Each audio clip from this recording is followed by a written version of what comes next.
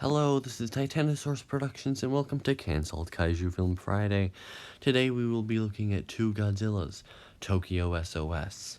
Now this is the original version of Son of Godzilla, what it could have been. Now we've been going through a lot of movies that were alternate versions of the originals. We've looked at a lot of scripts that were never used, but now we're about to get into things that were used but altered. Anyway, let's get right into this. Two Godzillas, Japan SOS, 1967. Intended release date 1967. Screenplay by Shinichi Sekizawa. Proposed cast and characters. Okay, I'm gonna butcher these names, but just bear with me here.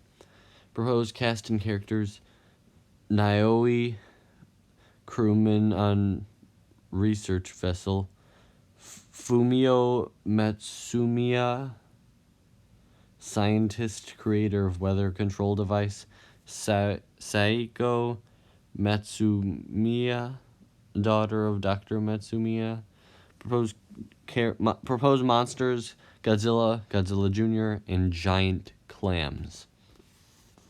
Story: When the experiments of the World Meteorological Society on a desert island go terribly wrong, the experiment awakens a slumbering Godzilla in the ocean. A research vessel watches as Godzilla destroys the base, and soon finds themselves under siege from a Godzilla Jr.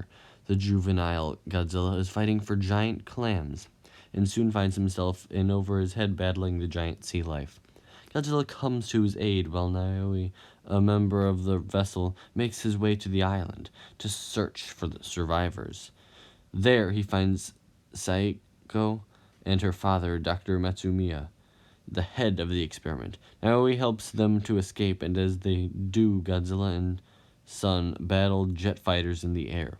Bombs dropped from planes induce a volcanic eruption, and the two Godzillas are swallowed in a river of lava.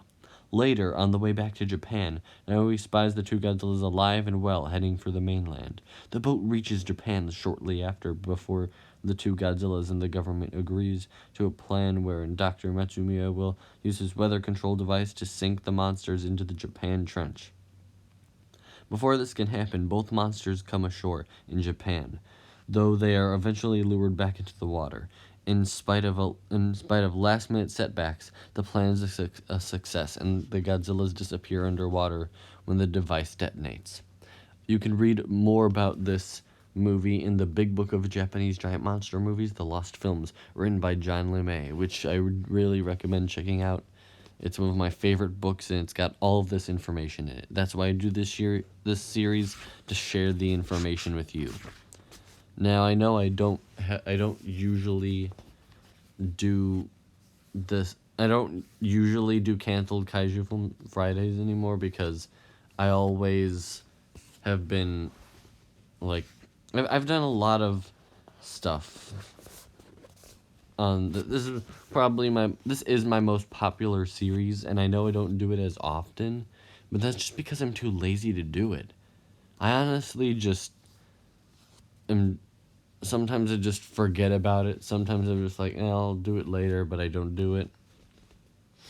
And yeah, same goes for Ultra 7 Saturday, but to a lesser extent, because those are usually quicker videos.